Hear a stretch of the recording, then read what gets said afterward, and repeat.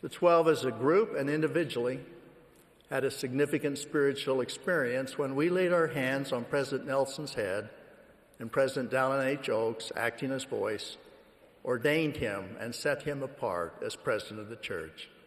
I testified that he was foreordained and has been prepared his entire life to be the Lord's prophet for our day. The selection of a prophet is made by the Lord himself. I too confirm that the power of heaven was with us in the upper room of the temple as we prayerfully encircled President Nelson and felt the undeniable approval of the Lord upon him.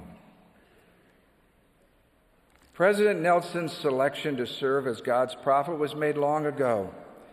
The Lord's words to Jeremiah also apply to President Nelson. Before I formed thee in the belly, I knew thee.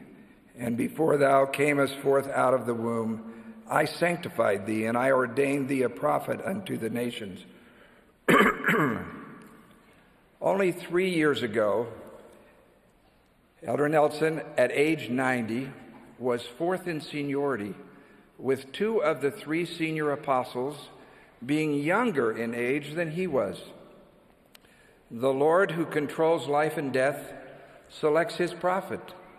There is always a head in the church, and if the presidency of the church are removed by death, then the next head of the church is the 12 apostles until a presidency is again organized.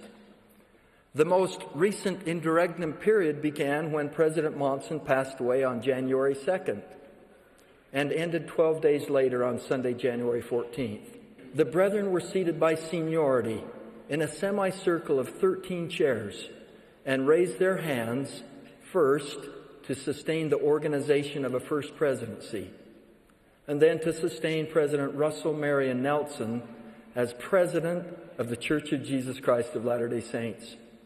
This sustaining was followed by the quorum of the 12, gathering in a circle and placing hands upon the head of President Nelson to ordain and set him apart, with the next most senior apostle acting as voice.